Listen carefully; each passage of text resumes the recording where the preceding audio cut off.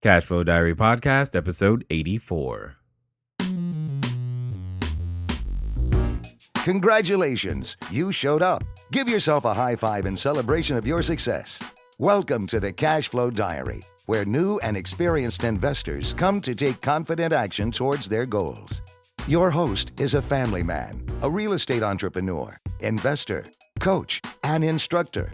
As a master facilitator of Robert Kiyosaki's Cashflow 101 game, he's inspired many to begin their journey into creating cash flow for themselves and their family. And now, here he is to offer you the tools required to earn the income desired. Your cash flow coach, Jay Massey. All right, and welcome to another episode of the Cashflow Diary Podcast. I am your host, Jay Massey, and you know what? I am so excited for today's show. Let me tell you why. Because many times you guys hear me say, you don't want to just make a dollar. You also want to make a difference. Don't just make a dollar, also make a difference. And I know you're like, Jay, we heard it before. Got it. Well, I've got today for you, the premier entrepreneurs who are striving behind this whole social entrepreneurial movement. And I'm hoping that you are excited to hear from both of them, as excited as I am to hear from them as well. Now, for those of you joining us for the first time, here's what I want you to do. I know you're like, man, I want to be able to go ahead and build some cash flow. I'm looking for some solutions. Can you help me, Jay? Yes, I can. Go straight over to learninvestingnow.com, learninvestingnow.com. When you get over there, there's a course waiting just for you for that specific purpose. Others of you, you're like, you know what? I'm done learning. I'm ready to start earning. Great. You're going to go over to begininvestingnow.com, and we will be able to get in contact with you and let you know about our cash flowing assets that you have the ability to obtain. Awesome. Now let's get about the business of not just making a dollar, but also making a difference. See, one of the greatest things that I enjoy about being a business owner is the fact that it affects so many lives, and we have such a pivotal role in the world that we can actually make a difference with what it is that we come up with to do. And today's guests, Josh and Lisa Lannon, both of whom, mind you, are Rich Dad Advisors on social entrepreneurialism, have started, run, are at the forefront. I mean, they're totally involved in this global trend of individuals demanding more from their life's work. And I love it because we can all work for the sake of work, but these guys, they work for what they call the triple bottom line: people, planet, as well as the profit. They're the founders of the Journey Healing Centers. Now, hear this: a private adult drug and alcohol treatment program that was recently acquired by a venture capital backed company in 2013. This is exciting. So could you imagine taking your idea from concept to cash, and then more importantly, being able to resell that same idea, that business, over to another company, so much so that they would pay you a significant sum of money and you still walk away with cash flow? Now you're probably understanding why they are today's guest, and most importantly, what I would call the forefront, the four leaders of the whole movement behind social entrepreneurialism. I want you to welcome Josh and Lisa Lannon. Josh, are you guys there? We are. Thank you, Jay, for having us on. I am so glad that you are here. Thank you for investing your time here with us, and we do hope that the short time that we do have will be able to produce a return. Now, and thank you so much for the introduction. Anytime we get an opportunity to spend time with you, we're learning as well. So we're just honored and really grateful to be part of your program. Thank you. It's been amazing. I think it's been 3 or 4 years now that we've been getting to know each other, and it's just I remember the first time we met, and the audience won't be surprised that it was at a cash flow game. That's right. The first. It's like, go figure. But I just remember how much you guys, were a help already then. You're still a help now, and I was just blown away by the whole idea that there was someone else out there who was thinking, I don't want to just make dollars. I also want to make a difference with my business. And I just appreciate you guys being, who you are. Awesome. Thanks. Now, one of the things that I often say is I say that to nearly everybody is that I look at today's entrepreneurs like yesterday's superheroes.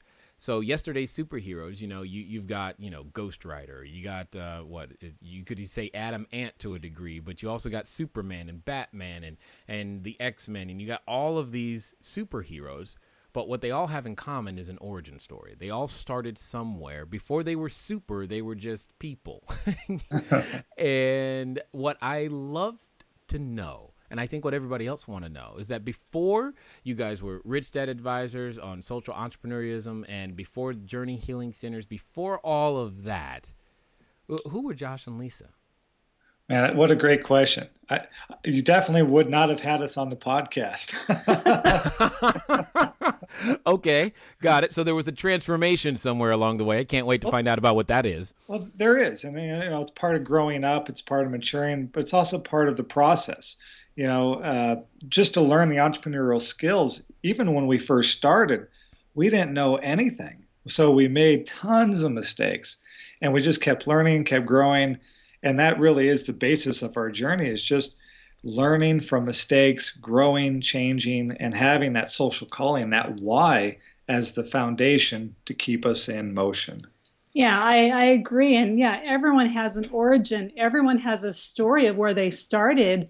And it's really about looking back and seeing what touched our hearts or what made us upset or what is our passion or what's going to drive us to move forward and build businesses or invest in real estate or do whatever we want to do that makes sense, makes a difference in the world, and provides cash flow. Yeah, that's a good point, because like the Rich Dad BI triangle, the foundation, the bottom of the triangle is the mission. What's the mission? What's the why? Why are you doing what you're doing? And if it's just money, man, that's a drug. Really, you're just chasing the drug. So what's the higher calling? What's the purpose? And like Lisa said, it could be something that really it pisses you off. And that's okay. Something that drives you or something that you're in love with. So to find that balance between it's either love or hate that can drive that motivation, drive that mission, really starts to create that change. So we'll tell you just a little bit about it, because it's so significant to our journey, is that I was running nightclubs in Las Vegas. I grew up in that industry, so I grew up pretty fast, being around as a small kid, adults that I looked up to that were drinking and partying. And, I just wanted to be a part of that. I didn't know any better. So I grew up in the industry. I was pretty good at it, ran a couple clubs in Las Vegas, Sin City.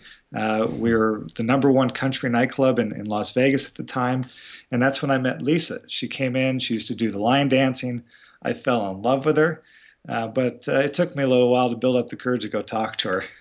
Yeah, it was, went into the nightclub and I call it stalking. He stalked me for about a year before he finally introduced himself. I call it market research as an entrepreneur, but either way, okay, I got it. But you eventually closed the deal. I eventually closed it, yes.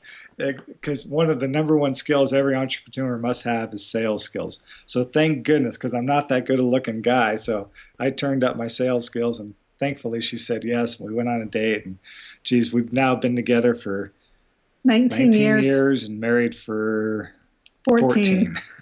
As I look at the You're like, I need a calendar real quick. Someone please feed me my line. No, I totally understand. This is good. Keep going. And Lisa, she followed her passion as well with her father. You want to tell a little bit about that? Yeah, my father, Vietnam War vet, came back and became a police officer. And so, I grew up in South Dakota, moved to Las Vegas when I was 20, wanted that bigger, more exciting lifestyle, finished college and went through the police academy, became a police officer, and was an officer for a number of years while Josh and I dated. Mm-hmm. So, I mean, I got my get out of jail free card, which is awesome for me. Yeah, but so, I'm still confused. So you're saying that South Dakota didn't have an exciting lifestyle? Well, I'm sure there's a lot to do there. It just wasn't exciting enough for me. Well, there's Mount Rushmore, right? Yeah, and the Corn Palace. And the Corn Palace and Wall Drug and. Wow. And then you're done. Okay, got it. Now, back to Vegas. You were saying, Josh. Yeah, so I was running these successful clubs, but I'm naturally, honestly, I'm an introverted person. I'm quiet. I don't like the spotlight.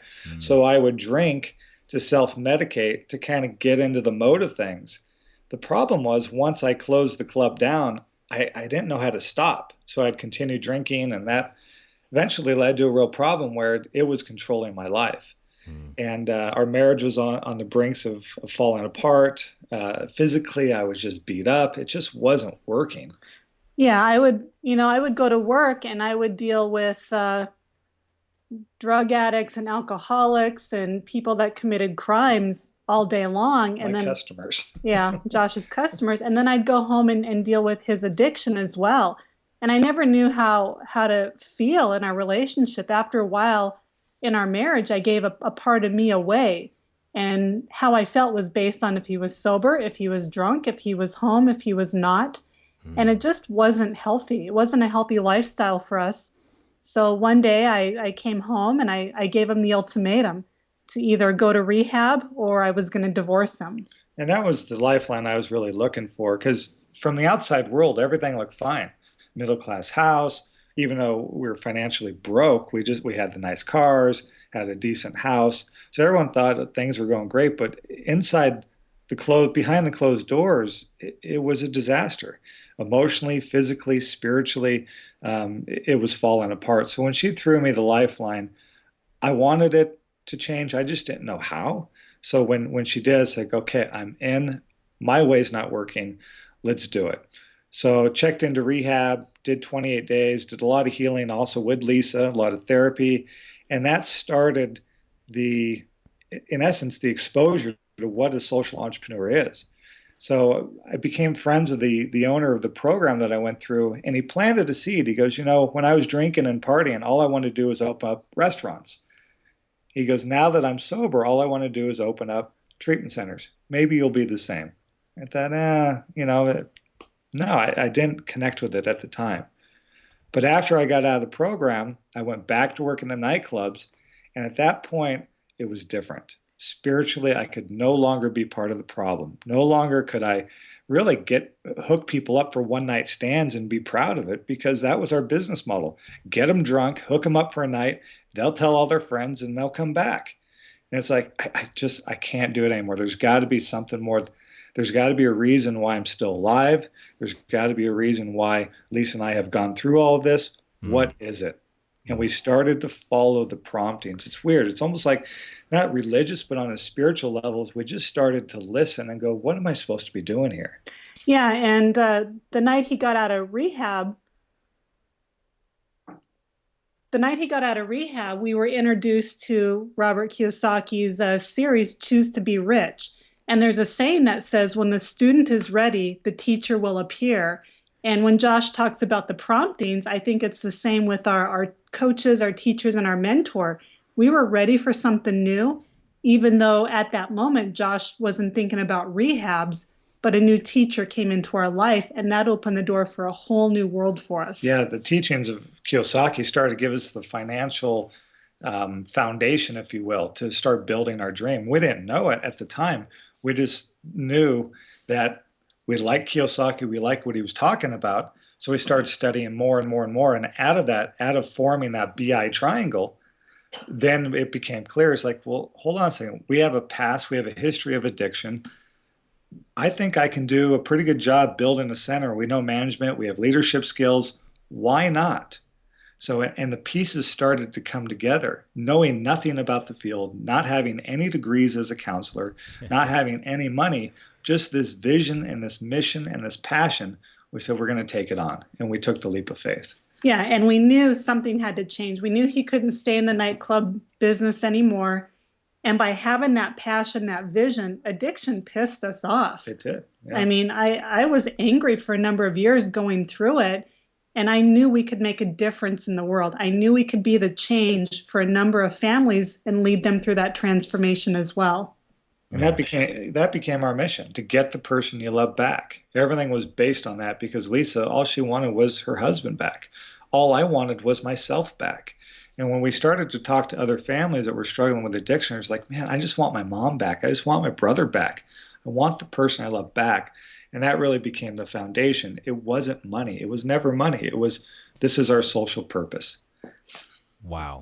I'm having so many emotions right now, because many people know we talk about a concept here at the Cashflow Diary about investor identity. And I say that the keys to figuring out where you need to invest have a lot to do with who you are, how you grew up, and the experience you've had in the past. Absolutely. And that's I mean, I grew up in not the best of situations, not the best of housing, and it wasn't always well kept.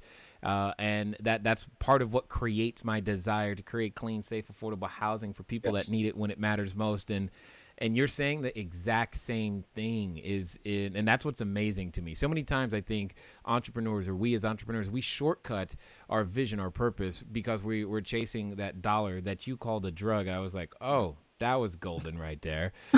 Because many of us do that. We do that. We chase it like it's a drug. I need my fix. I got to have my fix. And it's got to be every 2 weeks. And it's got to be the same amount. And at some point, I get used to that amount. And it needs to increase. And it's a very similar pattern to those, I would assume, to those who end up with an addiction to a substance. Yes? Oh, well, totally. I mean, to maybe at an unconscious or subconscious level, employers know this. So they screw with your paycheck, they screw with your time, and they have control over people. You threaten someone's paycheck, you watch the addict in the person come out. It's really, I mean, it's shocking when you look at it from that point of view. Go, oh my goodness, look how dependent this person is on that paycheck. And it's because they're not financially educated. They don't Yes. have the resources to look for other ways of making money. That's why we love what you're doing is you're educating people to get off the drug. You know? Indeed, indeed. To go out there, learn to create some value. I like how you said sales skills are a must. That's very, very true. Now, you said something else, and I thought it was interesting because you both talked about the same day. You said there was a day, there was a judgment day, if you will. Lisa called it an ultimatum. You called it a lifeline. I find that to be an interesting way to view the exact same event. Could you talk a little bit about that difference? Sure. Sure. Yeah, for me, my ultimatum or my judgment day, the decision point, I was ready to take a stand for me. I'd given a piece of myself to the addiction and I was done with it. It was time for me to stand up for myself again, to be that independent woman, and to give Josh the choice. You can either come with me down this path, this marriage, and we can build a beautiful life together while you're sober, or you can choose to go down your own path. But either way, it was an ultimatum given to Josh, and I let him choose if he wanted to come along or not. But it was really taking a stand for me. Yeah. Yeah. And for me, it really was a fork in the road. It was that pivotal decision point in life. I think that we all come to some point or other where it's like, okay, I know if I go this way, it's going to take my life in this direction. And if I go this way, it's going to take my life in that direction. Not right or wrong, but a choice. And at that point, I wanted to choose into our marriage. I wanted to choose into life. I didn't like what I had become. So it was a lifeline. And it was like, thank you, Lisa, for having the strength to love me enough to say enough is enough. And Interesting. I chose in. It sounds like you were looking for a reason to quit. You were looking for that something, anything that would say, yes, okay, this is a good time this gives me the best excuse, quote unquote, to say no more. That's what I'm hearing. Yeah. That's It's true. awesome. And now, so here the question becomes, how do you make the switch from, all right, my problems are solved to, hey, I bet I could solve other people who have had the same problem. What is that evolution in terms of thinking? How does that happen? Well, and a lot of it comes from the Rich Dad philosophy and the principles is we learn is that an entrepreneur is to be generous. And in that, we said, okay, in order for me to stay sober, I have to give it away. I have to create an environment for other people to get sober in. So how do we do that? Well, let's build a treatment center. Okay, well, what do we do for that? Well, we got to raise the capital. So we just started going through the steps on being generous and employing people and providing opportunities for other people. Our call center, we opened a 24-hour free help hotline. Any question you have about addiction or side effects, or I think my loved one's using, call us free of charge, and we will give it to you out of reciprocity and out of generosity. And the business was really built off giving it away for free, which is just, you think about it, it doesn't make sense, but it's true.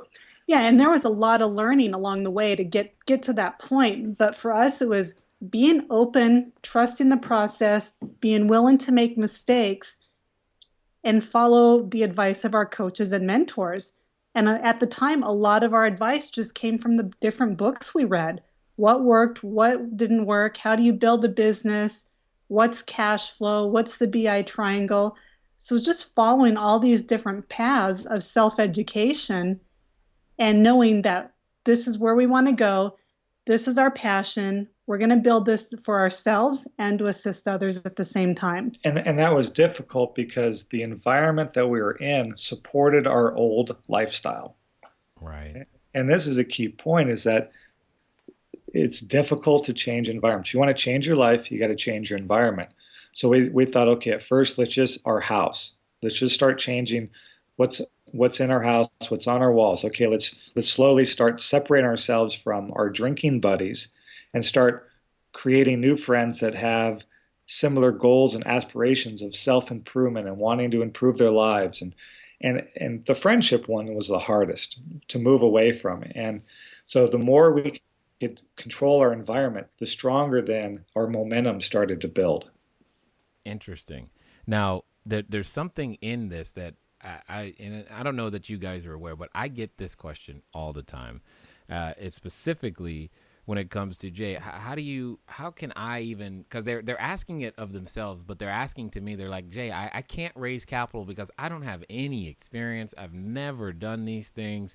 This isn't. I mean, who's really going to give me money for, in my case, real estate is what they're asking. They're like, who's really going to give me money for real estate? So I got to ask, because it sounds like you guys I'm sure you've had that thought at least once, especially at the beginning. So I'm kind of curious. How did you manage to do two things? First, because you've said it twice now.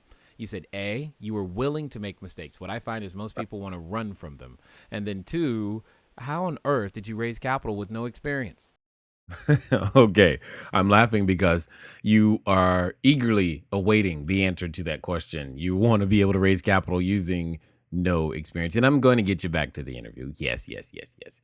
So, with all that being said, I want to make sure, though, to interrupt this moment in time to make sure that all of you who are out there listening and are already customers of a Cashflow Diary product, you understand that we are doing a special event just for you guys this Saturday.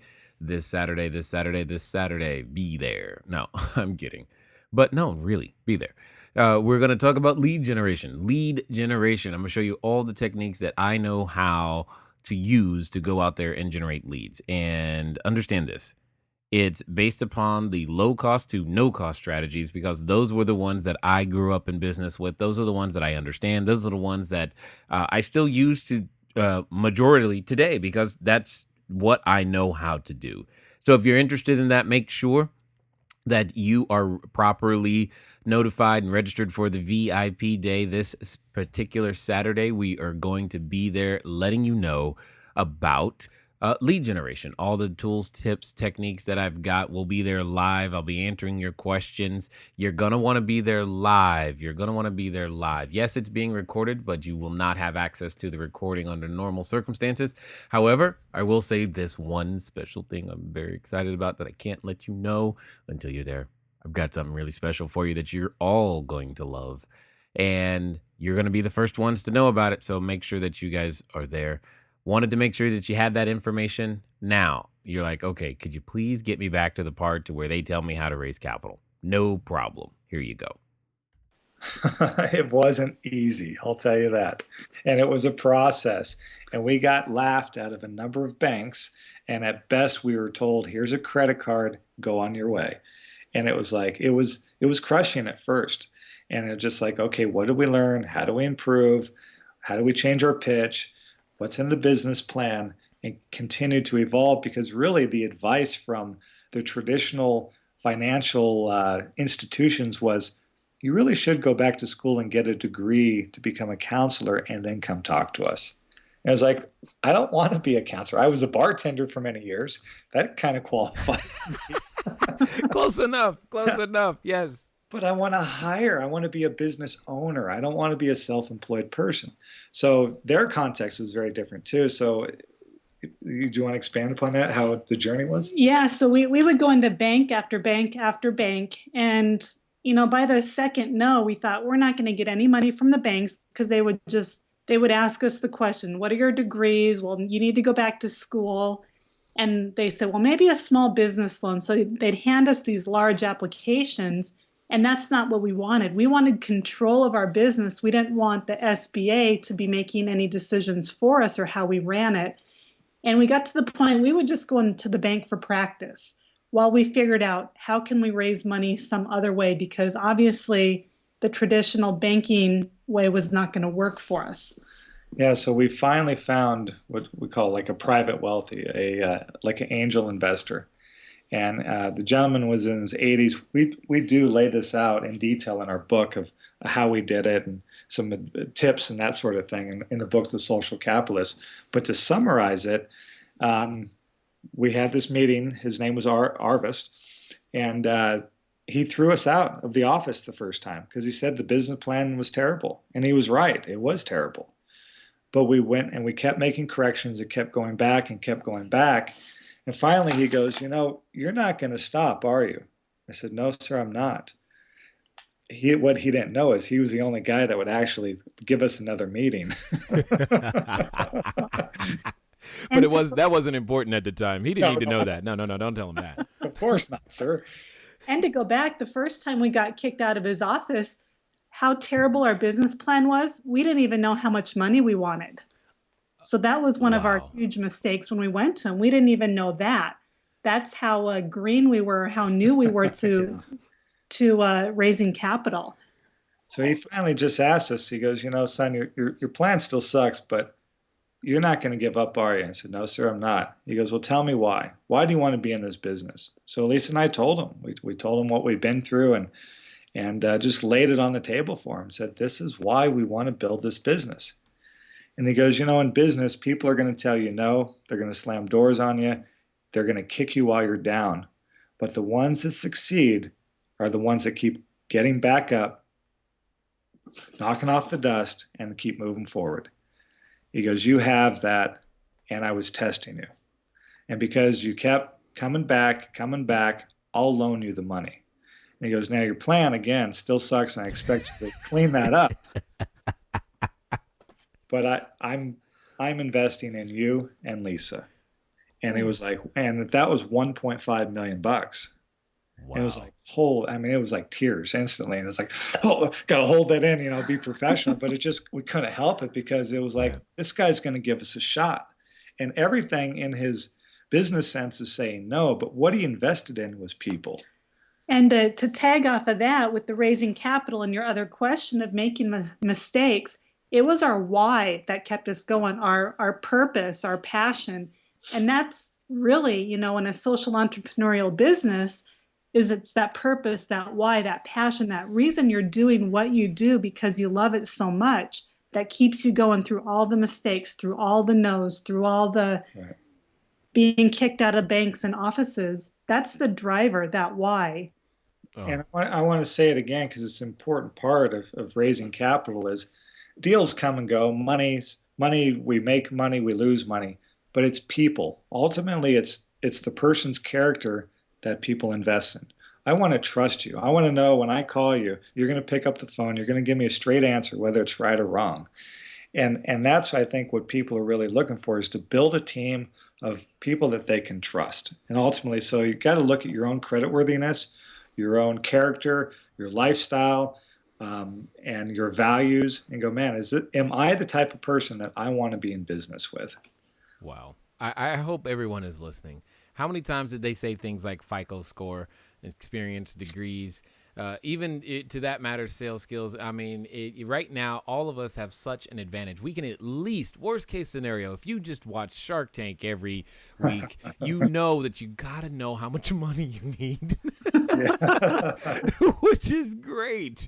But it doesn't matter. It doesn't matter. Once you've made the decision, once you have a desire that's big enough, the facts absolutely don't count. And that's what you've just heard.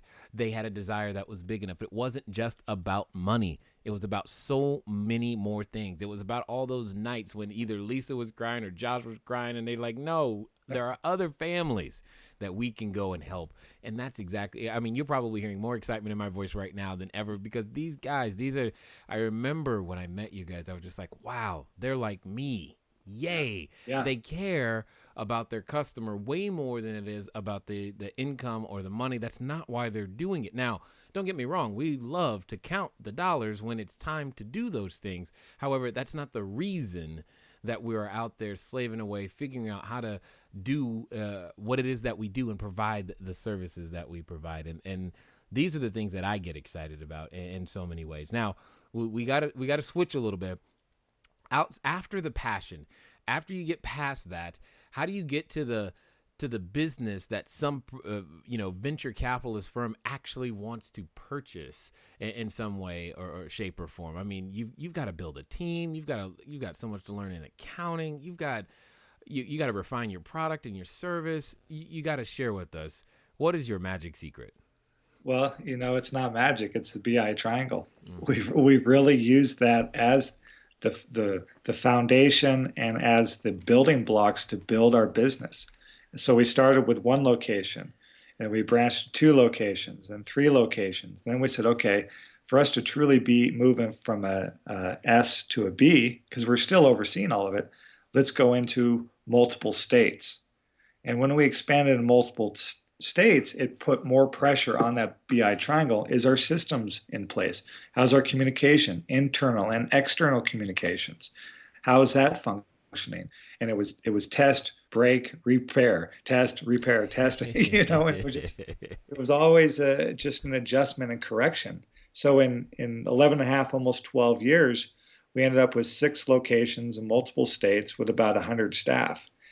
And again, it was the BI triangle that did it for us. It was. Our mission stayed the same. We had a strong mission, Josh and I being the leaders, and we built a strong team. Yep. And after 11 and a half years, 12 years, our team was so strong, and we had great communication, great marketing, great PR, and built enough relationships in the industry that when this company called us, they said, "You're on the top of the list. We'd like to look at buying you guys." And it was just going back to our formulas and always redefining and always seeing where we can improve and strengthen our systems and strengthen our team that really did it. So, and this was our social calling was the drug and alcohol rehab side of it. Our business is real estate. It's very different context. So Lisa owns the real estate portfolio. I'm the business owner. I own the operations. And she set up a property management company that handled the lease agreements between us. One, it's for wealth preservation, and 2, asset protection and tax strategies. And there's all the business reasons why we set it up this way. So in the operations, I went from managing 12 to 6 to 3 to finally to 1 where we had a COO that oversaw the company. Now, it took a long time to get there, but through the organizational charts, we just continue to strengthen, do a lot of team buildings, do a lot of team trainings, team events. So our culture was really strong and our structure became strong. So when they called, the venture capital company called and said, "Look, we're very interested in who you guys are and what you do. We want to make you an offer." The reason why they did that is because they knew I could walk away because I wasn't managing the facilities anymore. We had a team in place. So they were really purchasing the team. And I said, "Okay, I'd like to entertain your offer. However, I want you to know that the real estate is leased. It's not for sale." And they go, "That's perfect. We don't want it anyways." I go, "Oh, well, here's our leases. Here's the rent that we pay." And they go, yep, that makes sense. We disclose that there is an affiliation there, and they were fine with it. So they purchased all of the operations, the IP, the names, our business, our passion, if you will, and left us with the real estate holdings. Yeah. And, when we looked at building the business and made that decision to do it that way, all of our books, it showed for the last 10, 11 years, long-term leases. So it wasn't something we did at the very last minute. It was something designed from the very beginning. Yeah, we did it right from the beginning of the structure.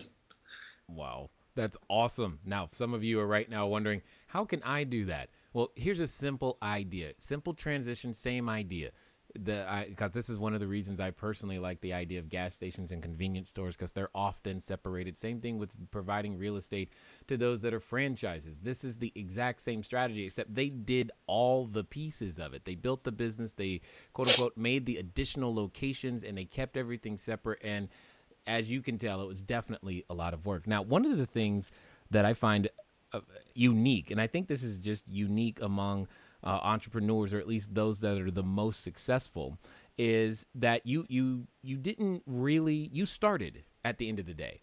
You didn't have a clear plan. It didn't really matter but you didn't let that stop you. You didn't know where the money was coming from, and you didn't let that stop you. You didn't even really understand all that you wanted to do, but none of that made a difference.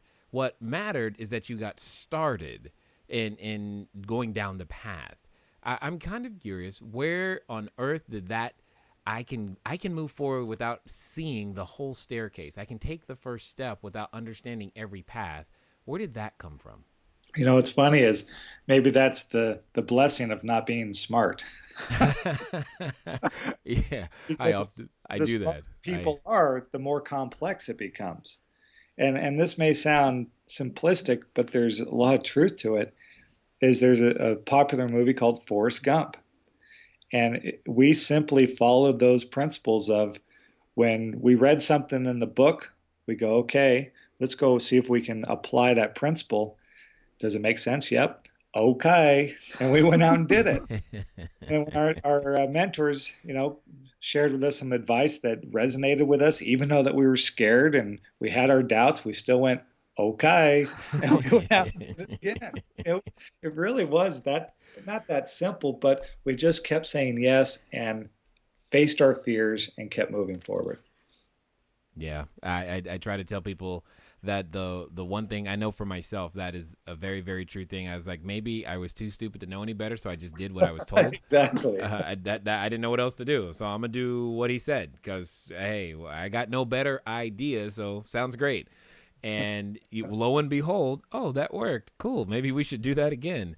And I love those principles of test and break. And that's one of the things that I hope many people heard, because oftentimes, they say to me, they say, I can't do real estate in my own local area. Well, the only reason you can't go outside your local area is because you don't have systems in place to help you expand further than just, a right around the corner. But you went out there and created those systems. You went out there and made a system, a business model that could, in theory, be worldwide if you took the time an investment to grow it that way, because you had a very simple system that anyone else could step into and make happen. Mm-hmm. One of the things that I also I hear in your story is, and this is, I hope those listening, you'll hear what I mean, because oftentimes I say that the major difference that real estate has over most other businesses is that they have proof of concept. It's very easy for other people to see that, hey, we're going to buy real estate and people are going to live, work, play, or lay there. But yet you were doing something that was completely different. You were raising money for a business, and you had to keep proving your concept to so many, I don't even want to know how many, but it was a lot of people, and you did it. What gave you the courage? Because some people, they hear one no from one person, they quit, but you heard no's from many different people. And the key thing that I hope they heard in that part of your story was that you eventually made the decision that going to the bank was practice. And I love that, because then it relieved the pressure, it relieved all those other things. But I'm curious as to how you got to the point to go, you know what, let's just go practice today. That's where one of our mentors, Blair Singer, talks about there's two different types of skills in business. There's the business skills or business development, and there's also personal development.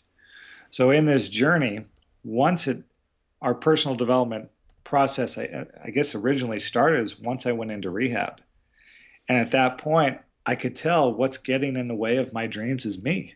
It's not my mom, it's not my dad, it's not, all that stuff that I was holding on to. It's me. So it's like, okay, Lisa, do you want to go on this personal development journey with me? And she's like, absolutely. So what we did is we made a commitment as a couple that we will start going to personal development seminars and reading books and doing things together as a couple so we can grow together. Otherwise, if like I'm really into the personal development and she's not, I would start drifting away from her. So it's like, no, let's do this. Let's hand in hand. Let's go to personal development. And that's what really helped us through all those no's and the tough times of building the business. Yeah, and I like the saying, in order for things to change, first I must change. And when we hear the no's or we hear people say you can't do that or that's stupid or why are you doing this? You've got a safe and secure job. It's that inner drive of knowing that I want to change. I want something different in my life. And I've got to be willing to take that chance, to take that leap of faith.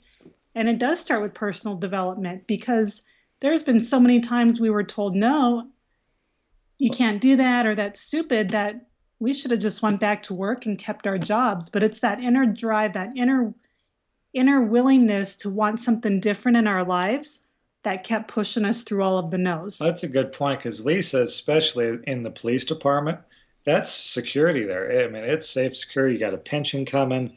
Man, she got it from left and right from all of your colleagues is, what are you doing? Are you crazy? And you'll be back and da da da. And she had to overcome that from her friends and fellow officers. And it can be difficult. It can, but I didn't tell them until I was ready to leave. Right. I didn't, and sometimes that's a key formula too, is Until you made the commitment. till you've made the commitment and you know it's a go.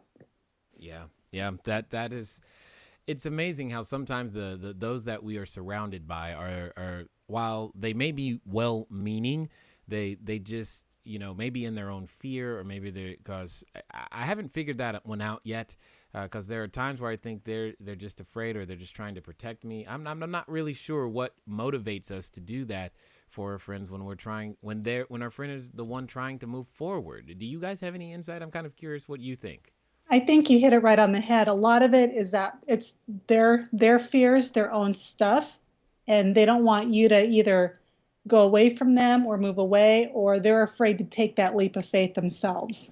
Yeah, and for me, I mean, I'm always looking, okay, how am I accountable? How am I responsible? Why am I asking this particular person for this particular question if it's out of their context? Like, I mean, I have friends that I love, but say the person's 300 pounds, I'm not going to go to them and say, can you tell me about working out and eating healthy? It just doesn't make sense. So if you go to an employee and say, I want to be an entrepreneur, it's such a different context. You're really kind of setting yourself up. So it's like, be careful who you ask particular questions to. Ask the right person. I agreed. It's funny how that can be the case because oftentimes we do that. And I get this all the time. People will ask me. It comes in a different form. They'll say things like, "Hey, Jay, is this a good investment?" And they're looking at something I've never invested in. I'm like, I don't know. I haven't done that one. But are you any good at doing high-rise buildings? Because I'm not. I don't know. And you got to consider the source of the information, etc.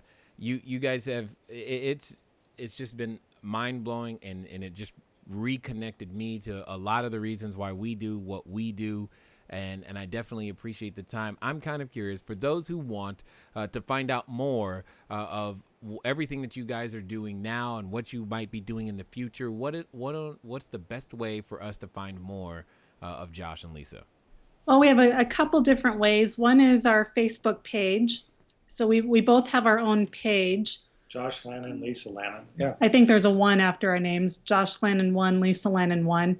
And then we also have our website, thesocialcapitalistbook.com, and you can sign up there, and we're a little behind on newsletters and stuff like that, but that's a good starting point. Yeah. Facebook probably has the most interaction. Yeah. Got it. Excellent. So let me ask this. Go back for a moment and pretend you're talking to a person, that version of you, years ago, and you're now that superhero today, but you're talking to the person who will eventually become who you are today. What would you say to him or her to help him or her continue to move forward? That's a great question. And we watched a video by Steve Jobs. He did a speech at Stanford, and I highly recommend you guys just Google it. I think it's on YouTube. And it's really powerful, especially because Steve's no longer with us. And he says you really can't make sense in life looking forward. You can only make sense of life looking back and connecting the dots. And what I would say is to look back in your past and to connect the dots and see it as a gift. That is a guide for the future, for who you are and maybe what your social calling is. We all have a passion and purpose, but it's difficult sometimes to see it and to identify it. So if you look back in your life, kind of like a lifeline, and go, okay, why did these particular things happen to me, or my family, or what were the great things that happened, or what pisses me off, or what do I love to do? Look back, and I think that could really provide a roadmap for your future. And once you feel it, you just kind of know, trust it. Trust that intuition. Be willing to make mistakes. Surround yourselves around people that will support your dream, and go for it, man. Just go for it. Yeah, and I would say follow your dreams. Always remain curious and ask questions. When people say, or when you have a question or someone says you can't do that, to ask yourself, well, how can I? Because maybe that person can't, but you can. And growing up, my dream was to travel the world. I never knew how I was going to get there, and I took many different paths. It turned out following my passion of healing people from addiction was my way of traveling the world. So always have your dreams in mind, and the path to get there may not look like how you want it to, but remain curious and ask yourself, how can you get there? Awesome. Thank you guys for your time investing here with the Cashflow Diary. We definitely appreciate everything that you've had to share. You're welcome. We got hours more to share with you, but man, this was great. This was a great time. Yeah, thank you, Jay. This was awesome. Awesome. Guys, gals, you know what it's time for. It is time for you to move at the speed of instruction. You've been given some very specific direction, lots of inspiration, and most importantly, go pick up the book because it will give you more details. You want to know how to raise capital and have a big passion? Guess what? There's a book about it. Now you know where to go pick that up and make those things happen. You guys, I don't know how to say it any cleaner than they have already said it. So hopefully you understand what you must now go do. I look forward to talking to you, all of you, again soon. Until next time. Thank you for investing your time with Jay Massey and the Cashflow Diary. When you have a moment, please visit iTunes and leave a positive comment about the show. And go now to our website, cashflowdiary.com, to take advantage of our free business building course, Cashflow Foundation. Gain the knowledge, understanding, and skill that will teach you how to never need a job again. Until next time.